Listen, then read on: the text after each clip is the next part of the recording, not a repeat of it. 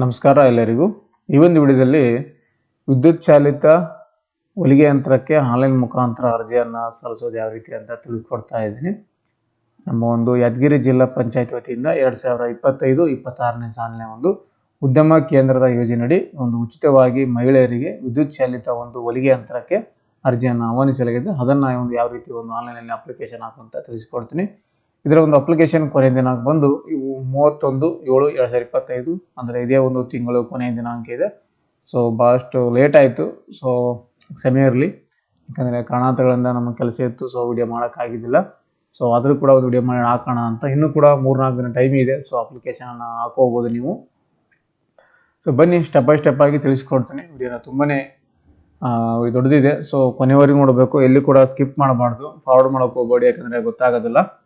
ಹಾಗಾಗಿ ಮೊದಲಿಗೆ ಗೂಗಲ್ ಸರ್ಚಲ್ಲಿ ಜಿಲ್ಲಾ ಪಂಚಾಯಿತಿ ಅಥವಾ ಯಾದಗಿರಿ ಜಿಲ್ಲಾ ಪಂಚಾಯತ್ ಕೂಡ ಬರ್ತದೆ, ZP ಯಾದಗಿರಿ ಕರ್ನಾಟಕ gov.in ಅಂತ ಕೂಡ ಬರುತ್ತೆ. ಸೊ ಡಿಸ್ಕ್ರಿಪ್ಷನಲ್ಲಿ ಲಿಂಕನ್ನು ಕೊಟ್ಟಿರ್ತೀನಿ ವೆಬ್ಸೈಟ್ದು. ಅಥವಾ ಡೈರೆಕ್ಟಾಗಿ ಗೂಗಲ್ ಸರ್ಚಿಗೆ ಬಂದು ನೀವು ಶಾರ್ಟ್ಕಟ್ಟಲ್ಲಿ ZP yadgiri.karnataka.gov.in ಅಂತ ಹೊಡಿ, ಅಥವಾ ಜಿಲ್ಲಾ ಪಂಚಾಯತ್ ಯಾದಗಿರಿ ಅಂತ ಹೊಡೆದ್ರು ಕೂಡ ನಿಮಗೆ ಡೈರೆಕ್ಟಾಗಿ ಓಪನ್ ಆಗುತ್ತೆ. ಈ ರೀತಿಯಾಗಿ ಬರುತ್ತೆ.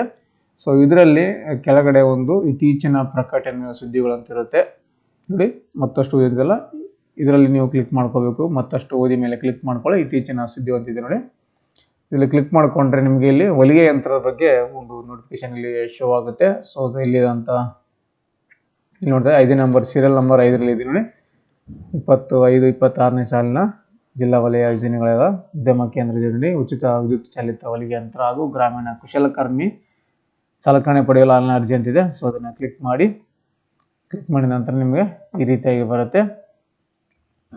ಸೊ ಇದರಲ್ಲಿ ವಿದ್ಯುತ್ ಚಾಲಿತ ಹೊಲಿಗೆ ಯಂತ್ರ ಉಪಕರಣಕ್ಕಾಗಿ ಆನ್ಲೈನ್ ಅರ್ಜಿ ಲಿಂಕ್ ಅಂತಿದೆ ನೋಡಿ. ಇಲ್ಲಿ 2 ರೀತಿಯಾಗಿ ಕೊಟ್ಟಿದ್ದಾರೆ, ಕ್ಷೌರಿಕ ಅಥವಾ ಬಡಿಗೆತನ ಸಲಕರಣೆಗಳು ಕೂಡ ಅರ್ಜಿಯನ್ನು ಸಲ್ಲಿಸೋಕ್ಕೆ ಅವಕಾಶ ಇದೆ. ಸೊ ಅಂಥವರಿಗೆ ಅದನ್ನು ಮೇಲ್ಗಡೆ ತಗೋಬೇಕು. ಫಸ್ಟ್ ಲಿಂಕನ್ನು ಸೆಲೆಕ್ಟ್ ಮಾಡಿಕೊಂಡ್ರೆ ಈ ಒಂದು ಕ್ಷೌರಿಕ ವೃತ್ತಿ ಮಾಡೋರು ಮತ್ತು ಬಡಿಗೆತನ ಮಾಡೋರಿಗೆ ಸಲಕರಣೆಗಳನ್ನು ಕೊಡಲಾಗ್ತಾ ಇದೆ. ಸೊ ಆ ಒಂದು ಸಲಕರಣೆ ಪಡಿಬೇಕಂದ್ರೆ ಮೇಲಿನ ಫಸ್ಟ್ ಲಿಂಕನ್ನು ನೀವು ಅಲ್ಲಿ ಕ್ಲಿಕ್ ಮಾಡಿಕೊಂಡ್ರೆ ಆ ಒಂದು ಅರ್ಜಿಯನ್ನು ಅಪ್ಲಿಕೇಶನ್ ಹಾಕೋಬೋದು. ನಿಮಗೆ ಹೊಲಿಗೆ ಯಂತ್ರಕ್ಕೆ ಬೇಕು ಅಂದರೆ ಹೊಲಿಗೆ ಯಂತ್ರದ್ದು ಇಲ್ಲಿ ಕೊಟ್ಟಿದ್ದಾರೆ, ಅದನ್ನು ಕ್ಲಿಕ್ ಮಾಡ್ಕೊಳ್ಳಿ. ಕ್ಲಿಕ್ ಮಾಡ್ಕೊಂಡ ನಂತರ ನಿಮಗೆ ಈ ರೀತಿಯಾಗಿ ಓಪನ್ ಆಗುತ್ತೆ. ಮೊದಲಿಗೆ ಇಂಟ್ರಕ್ಷನ್ ಓಪನ್ ಆಗುತ್ತೆ. ಇಂಟ್ರಕ್ಷನಲ್ಲಿ ಏನೇನು ಬೇಕು ಅನ್ನೋದು ಡಾಕ್ಯುಮೆಂಟ್ ಅನ್ನೋದು ಕೊಟ್ಟಿರ್ತಾರೆ. ಜನ್ಮ ದಿನಾಂಕ ನಮೂದಿಸಿರುವ ದಾಖಲೆ ಅಥವಾ ಅಂಕಪಟ್ಟಿ ವರ್ಗಾವಣೆ ಅಂತ ಕೊಟ್ಟಿದ್ದಾರೆ. TC ಅಥವಾ ಮಾಸ್ ಕಾರ್ಡ್ ಬೇಕಾಗುತ್ತೆ. ಶೈಕ್ಷಣಿಕ ಅರ್ಹತೆ ಹೊಲಿಗೆ ಯಂತ್ರಕ್ಕಾಗಿ ಕನಿಷ್ಠ 8ನೇ ತರಗತಿ ಪಾಸ್ ಆಗಿರ್ಬೇಕು ಕೊಟ್ಟಿದ್ದಾರೆ. ಈ ಒಂದು ಹೆಣ್ಮಕ್ಳಿಗೆ 8ನೇ ತರಗತಿವರೆಗೂ ಪಾಸ್ ಆಗಿರಲೇಬೇಕು. 8ಕ್ಕಿಂತ ಕಡಿಮೆ ಓದಿದರೆ ನಿಮಗೆ ಅದಕ್ಕೆ ಅರ್ಜಿ ಸಲ್ಲಿಸೋ ಅವಕಾಶ ಇಲ್ಲ. ಪರಿಶಿಷ್ಟ ಜಾತಿ ಪರಿಶಿಷ್ಟ ಪಂಗಡದ ಅಲ್ಪಸಂಖ್ಯಾತವರಿಗೆ ಮಾತ್ರ ಅಂತ ಕೊಟ್ಟಿದ್ದಾರೆ. ಇದು ಜಾತಿ ಪ್ರಮಾಣ ಪತ್ರ ಯಾರಿಗೆ ಅನ್ವಯ ಆಗುತ್ತಪ್ಪ ಅಂದರೆ SC ST ಅವರಾಗಿದ್ದರೆ ಅಥವಾ ಅಲ್ಪಸಂಖ್ಯಾತರಾಗಿದ್ದರೆ ಮಾತ್ರ ಈ ಒಂದು ಜಾತಿ ಪ್ರಮಾಣ ಪತ್ರ ಬೇಕಾಗುತ್ತೆ. ಬೇರೆಯವರಿಗೆ 2A 2B 3rd B ಅವರಿಗೆ ಇದು ಜಾತಿ ಪ್ರಮಾಣ ಪತ್ರ ಬೇಕಾಗಿರುವುದಿಲ್ಲ. ಅದೇ ರೀತಿಯಾಗಿ ವಿಕಲಚೇತನ ಪ್ರಮಾಣ ಪತ್ರ. ಸೊ ವಿಕಲಚೇತನ ಆಗಿದ್ದರೆ ಹ್ಯಾಂಡಿಕ್ಯಾಪ್ಟ್ ಪರ್ಸನ್ ಆಗಿದ್ದರೆ ಮಾತ್ರ ಇದಕ್ಕೆ ಬೇಕಾಗುತ್ತೆ, ಇಲ್ಲಾಂದರೆ ಅದನ್ನು ಅನ್ವಯಿಸುವುದಿಲ್ಲ. ಪಾಸ್ಪೋರ್ಟ್ ಗಾತ್ರ ಭಾವಚಿತ್ರ, ಒಂದು ಫೋಟೋ ಕೂಡ ಬೇಕಾಗುತ್ತೆ, ಪಾಸ್ಪೋರ್ಟ್ ಸೈಜ್ ಫೋಟೋ. ವೃತ್ತಿ ಪ್ರಮಾಣ ಪತ್ರ ಕೂಡ ಬೇಕಾಗುತ್ತೆ. ವೃತ್ತಿ ಪ್ರಮಾಣ ಪತ್ರ ಕಂಪಲ್ಸರಿ ಬರಲೇಬೇಕು, ಅಪ್ಲೋಡ್ ಮಾಡೋದಿರುತ್ತೆ. ಚಾಲ್ತಿಯಲ್ಲಿರುವ ಪಡಿತರ ಚೀಟಿ ಅಂತ ಕೊಟ್ಟಿದ್ದಾರೆ. ರೇಷನ್ ಕಾರ್ಡ್ ಕೂಡ ಬೇಕಾಗುತ್ತೆ. ಸೊ ಇವಿಷ್ಟು ಡಾಕ್ಯುಮೆಂಟ್ ಇದ್ದರೆ ನೀವು ಅಪ್ಲಿಕೇಶನ್ ಹಾಕೋಬೋದು. ಓಕೆ ಅಂತ ಕ್ಲಿಕ್ ಮಾಡಿದ ನಂತರ ನಿಮಗೆ ಈ ರೀತಿಯಾಗಿ ಬರುತ್ತೆ. ಸೊ ಅವಾಗಲೇ ಮುಂಚಿತವಾಗಿ ನೋಡಿದ ಹಾಗೆ ಲಾಸ್ಟ್ ಡೇಟ್ ಕೂಡ ಇಲ್ಲಿ ತೋರಿಸ್ತಾರೆ, 31 ಕೊನೆ ದಿನಾಂಕ. ಅರ್ಜಿದಾರರಿಗೆ ಪ್ರಮುಖ ಸೂಚನೆ ಕೂಡ ಕೊಟ್ಟಿದ್ದಾರೆ. ಇವು ಸೂಚನೆಗಳನ್ನು ನಾನು ಡಿಸ್ಕ್ರಿಪ್ಷನ್ ಕೂಡ ಹಾಕಿರ್ತೀನಿ, ಯಾಕಂದರೆ ಒಂದೊಂದಾಗಿ ಹೇಳ್ತಾ ಹೋದರೆ ವಿಡಿಯೋ ತುಂಬಾ ದೊಡ್ಡದಾಗುತ್ತೆ. ಎಲ್ಲ ಸೂಚನೆಗಳನ್ನು ಓದ್ಕೊಂಬಿಡಿ, ಒಂದ್ಸಲ ಓದ್ಕೊಂಡ ನಂತರ ಅಪ್ಲಿಕೇಶನ್ ಹಾಕಬೇಕು. ಸೊ ಇಲ್ಲಿ ಅಪ್ಲಿಕೆಂಟ್ ಡೀಟೇಲ್ಸ್ ಬರ್ತಾ ಇದೆ. ಮೊದಲಿಗೆ ಸ್ಕೀಮ್ ನೇಮ್ ಅಂತ ಕೊಂಡುತ್ತದೆ. ಇಲ್ಲಿ ಡಿಸ್ಟಿಕ್ ಇಂಡಸ್ಟ್ರಿ ಸೆಂಟರ್ ಅಂತ ತಗೊಳ್ಳಿ. ಜಿಲ್ಲಾ ಕೈಗಾರಿಕಾ ಕೇಂದ್ರ ಅಂತ ಬಂದಿದೆ. ಸೆಲೆಕ್ಟ್ ಮಾಡಿದ ನಂತರ ಮೊದಲಿಗೆ ತಾಲೂಕು ಸೆಲೆಕ್ಟ್ ಮಾಡ್ಕೊಂಡು ಕೇಳುತ್ತೆ. ನಿಮ್ದು ಯಾವ ತಾಲೂಕು ಇದೆ ಆ ತಾಲೂಕು ಸೆಲೆಕ್ಟ್ ಮಾಡ್ಕೊಳ್ಳಿ. ನಿಮ್ಮ ಒಂದು ಜಿಲ್ಲಾ ಪಂಚಾಯತಿಯಲ್ಲಿ ಈ ಒಂದು ಸ್ಕೀಮ್ ಕರೆದಿಲ್ಲ ಅಂತ ನಿಮ್ಮ ಒಂದು ಬೀದರ್ ಆಗಿರ್ಬೋದು, ರಾಯಚೂರು ಆಗಿರ್ಬೋದು, ಬಿಜಾಪುರ ಆಗಿರ್ಬೋದು, ಹೊಸಪೇಟೆ, ಬೆಂಗಳೂರು, ಹಾಸನ, ಈ ರೀತಿಯಾಗಿ ನಿಮ್ಮ ಜಿಲ್ಲಾ ಪಂಚಾಯತಿ ವೆಬ್ಸೈಟನ್ನು ಸರ್ಚ್ ಮಾಡ್ಕೊಳ್ಳಿ. ಅಲ್ಲಿ ಕೂಡ ಈ ಥರ ಒಂದು ಸ್ಕೀಮ್ಗಳು ಅವೈಲೇಬಲ್ ಇದ್ದರೆ ನೀವು ಕೂಡ ಅರ್ಜಿಯನ್ನು ಹಾಕೋಬೋದು. ನಮ್ಮ ಒಂದು ಯಾದಗಿರಿ ಜಿಲ್ಲೆಗೆ ಯಾದಗಿರಿ ಜಿಲ್ಲಾ ಪಂಚಾಯತ್ನಲ್ಲಿ ಒಂದು ಸ್ಕೀಮ್ಗಳನ್ನು ಕನ್ಫರ್ಮ್ ಆಗಿದ್ದಾವೆ. ಸೊ ಹಾಗಾಗಿ ಆಗ್ತಾ ಇದ್ದೀವಿ. ನಿಮ್ಮೊಂದು ಜಿಲ್ಲೆಗೂ ಬಿಟ್ಟಿದ್ರೆ ನೋಡ್ಕೊಂಡು ಚೆಕ್ ಮಾಡ್ಕೊಂಡು ಹಾಕೋಬೋದು. ನಮ್ದಿಲ್ಲಿ ಸುರಪುರ ತಾಲೂಕು ಅರ್ಜಿಯನ್ನು ಸೆಲೆಕ್ಟ್ ಮಾಡ್ಕೊತಿದ್ದೀನಿ. ಅದರ ನಂತರ ಪಂಚಾಯತ್ ನೇಮ್ ಅಂತ ಕೇಳ್ತಾ ಇದೆ.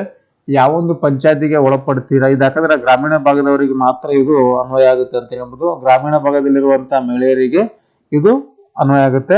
ನಗರ ಪ್ರದೇಶದಲ್ಲಿರುವಂತಹ ಮಹಿಳೆಯರಿಗೆ ಇದು ಬರುವುದಿಲ್ಲ, ಕೇವಲ ಗ್ರಾಮೀಣದಲ್ಲಿರುವಂತಹ ಮಹಿಳೆಯರಿಗೆ ಮಾತ್ರ ಬರುತ್ತೆ. ಇಲ್ಲಿ ಪಂಚಾಯತ್ ಹೆಸರನ್ನ ಹಾಕೊಳ್ಳಿ. ಎಕ್ಸಾಂಪಲ್ ಆಗಿ ನಿಮ್ದು ಯಾವ ಪಂಚಾಯತ್ ಆ ಪಂಚಾಯತ್ ಹೆಸರು ಹಾಕೊಳ್ಳಿ.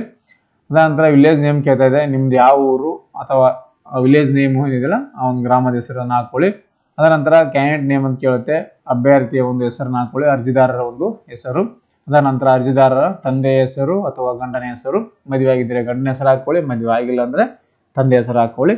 ಅದಾದ ನಂತರ ಮತ್ತೆ ಜೆಂಡರ್ ಅಂತ ಕೇಳ್ತಾ ಇದೆ, ಫಿಮೇಲ್ಗೆ ಮಾತ್ರ ಅವಕಾಶ ಇದೆ, ಹೆಣ್ಮಕ್ಳಿಗೆ ಮಾತ್ರ ಅವಕಾಶ ಇದೆ, ಗಂಡು ಮಕ್ಕಳಿಗೆ ಅವಕಾಶ ಇಲ್ಲ. ಅದ ನಂತರ ಕ್ಯಾಸ್ಟ್ ಕೇಳ್ತಾ ಇದೆ, ಇಲ್ಲಿ SC ST ಜನರಲ್ ಮೈನಾರಿಟಿ ಅಂತ ಕೇಳ್ತಾ ಇದೆ. SC ST ಅವರಿಗೆ ಕಾಸ್ಟ್ ಇನ್ಕಮ್ ಬೇಕಾಗುತ್ತೆ, ಮೈನಾರಿಟಿ ಕೂಡ. ಜನರಲ್ ಆಗಿದ್ರೆ ಕಾಸ್ಟ್ ಇನ್ಕಮ್ ಬೇಕಾಗಿಲ್ಲ. ಅದಾದ ನಂತರ ಡೇಟ್ ಆಫ್ ಬರ್ತ್ ಕೇಳ್ತಾ ಇದೆ.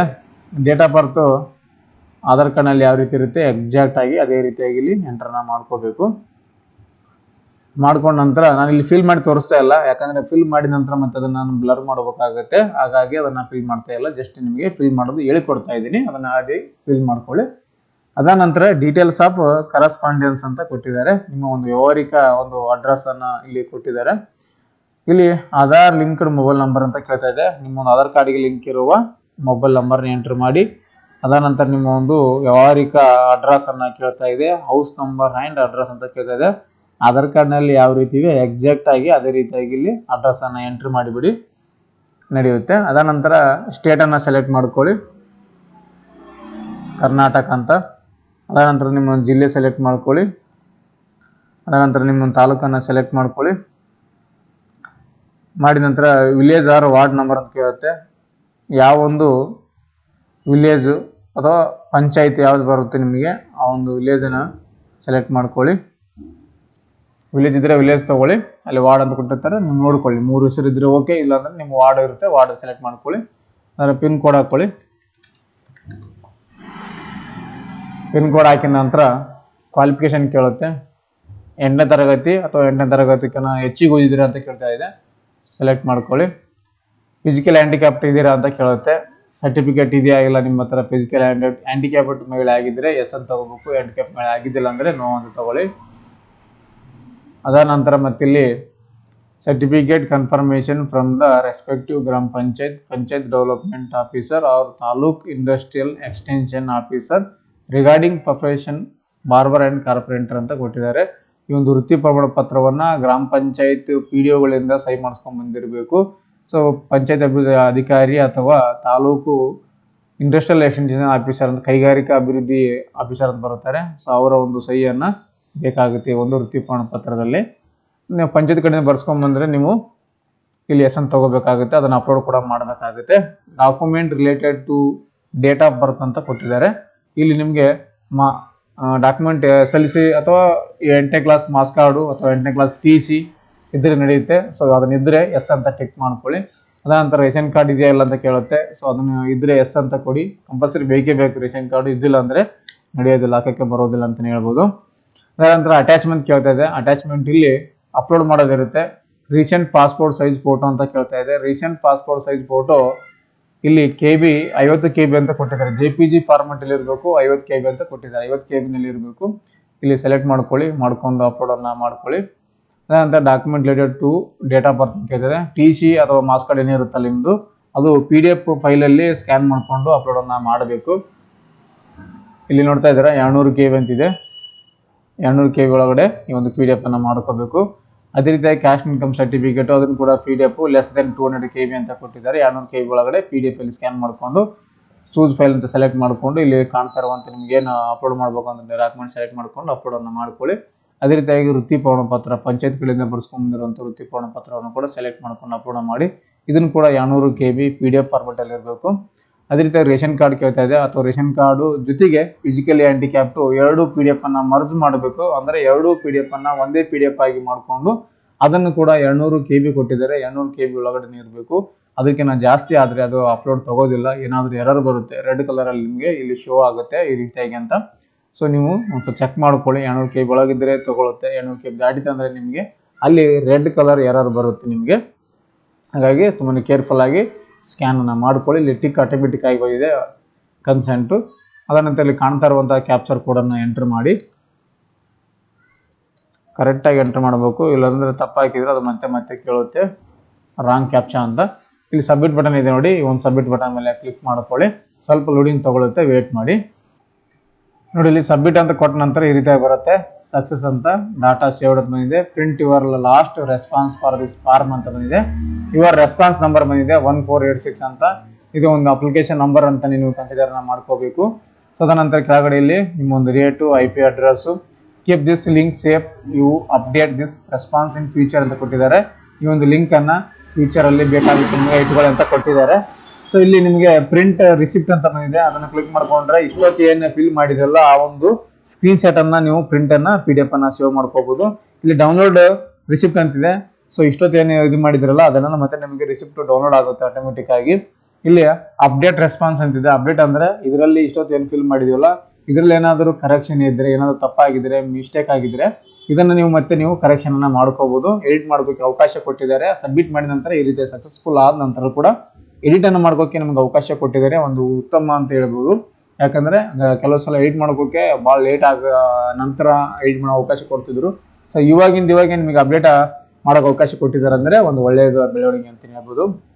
ಯಾಕಂದ್ರೆ ಇಷ್ಟು ಬೇಗ ನಿಮಗೆ ಎಡಿಟ್ ಮಾಡೋಕೆ ಅವಕಾಶ ಕೊಟ್ಟಿದೆ ಅಂದ್ರೆ ಚಲೋ ಅಂತ ಹೇಳ್ಬೋದು. ಸೊ ರೀಸೆಟ್ ಕೂಡ ಮಾಡ್ಕೋಬಹುದು. ಮೊದಲಿಂದ ಫಸ್ಟ್ಲಿಂದ ಎಲ್ಲ ಕ್ಯಾನ್ಸಲ್ ಮಾಡಿ ಮತ್ತೆ ರೀಸೆಟ್ ಕೂಡ ಮಾಡ್ಕೋಬಹುದು. ಇಷ್ಟು ಆಪ್ಷನ್ ಅನ್ನ ಕೊಟ್ಟಿದ್ದಾರೆ. ಸೊ ಮೇಲ್ಗಡೆ ಎರಡು ಪ್ರಿಂಟ್ ಮತ್ತೆ ಡೌನ್ಲೋಡ್ ಎರಡು ಕೂಡ ಮಾಡ್ಕೊಳ್ಳಿ, ಬೇಕೇ ಬೇಕಾಗುತ್ತೆ. ಏನಾದ್ರು ತಿದ್ದುಪಡಿ ಇದ್ರೆ ಇದನ್ನ ಅಪ್ಡೇಟ್ ಅಂತ ಮಾಡ್ಕೊಳ್ಳಿ, ತಿದ್ದುಪಡಿ ಮಾಡ್ಕೋಬಹುದು ಏನೋ ತಪ್ಪಾಗಿದ್ರೆ. ಸೊ ಎಲ್ಲಾನು ಸರಿಯಾಗಿದ್ರೆ ಮತ್ತೆ ಕೆಳಗಡೆ ಓಕೆ ಅಂತಿದ್ದೀವಿ, ಓಕೆ ಅನ್ನ ಕ್ಲಿಕ್ ಮಾಡ್ಕೊಳ್ಳಿ. ನಿಮ್ಮ ಒಂದು ಫಾರ್ಮ್ ಆಟೋಮೆಟಿಕ್ ಆಗಿ ಆನ್ಲೈನ್ ಸಬ್ಮಿಟ್ ಆಗುತ್ತೆ. ಜಿಲ್ಲಾ ಪಂಚಾಯತಿಗೆ ಸಂಬಂಧಪಟ್ಟವರ ಅಧಿಕಾರಿಗಳಿಗೆ ಅಥವಾ ಆನ್ಲೈನ್ ಹೋಗುತ್ತೆ ಅಂತ ಹೇಳ್ಬೋದು. ಈ ರೀತಿಯಾಗಿ ಸ್ನೇಹಿತರೆ ತುಂಬಾ ಈಸಿಯಾಗಿ ನಿಮ್ಮ ಒಂದು ಜಿಲ್ಲಾ ಪಂಚಾಯತ್ನಲ್ಲಿ ಬಂದಿರುವಂತಹ ಹೊಲಿಗೆ ಯಂತ್ರಕ್ಕೆ ಆನ್ಲೈನ್ ಮುಖಾಂತರ ಅರ್ಜಿಯನ್ನು ಹಾಕೋದು ತಿಳಿಸಿಕೊಟ್ಟಿದ್ದೇನೆ. ಈ ಒಂದು ವಿಡಿಯೋದಲ್ಲಿ ಈ ಒಂದು ಮಾಹಿತಿಯಲ್ಲಿ ಏನಾದರೂ ನಿಮಗೆ ಗೊತ್ತಾಗಿಲ್ಲ ಅಪ್ಲಿಕೇಶನ್ ಹಾಕುವಾಗ ಅಂದ್ರೆ ಕಮೆಂಟ್ ಮಾಡಿ, ತಪ್ಪದೆ ನಿಮ್ಮ ಒಂದು ಕಮೆಂಟ್ಗೆ ನಾನು ರಿಪ್ಲೈ ಮಾಡ್ತೀನಿ, ನಿಮಗೆ ಹೆಲ್ಪ್ ಮಾಡ್ತೀನಿ ಅಂತ ಹೇಳ್ತಾ ಸ್ನೇಹಿತರೆ ಇನ್ನೊಂದು ಉಪಯುಕ್ತ ಮಾಹಿತಿಯೊಂದಿಗೆ ಮತ್ತೊಂದು ವಿಡಿಯೋದಲ್ಲಿ ನಿಮ್ಮನ್ನ ಭೇಟಿ ಆಗ್ತೀನಿ. ಅಲ್ಲಿವರೆಗೂ ನಮ್ಮ ವಿಡಿಯೋಸ್ ಅನ್ನ ನೋಡ್ತಾ ಇರಿ, ಸಪೋರ್ಟ್ ಮಾಡಿ ಅಂತ ಹೇಳ್ತಾ ಥ್ಯಾಂಕ್ಸ್ ಫಾರ್ ದ ವಾಚಿಂಗ್.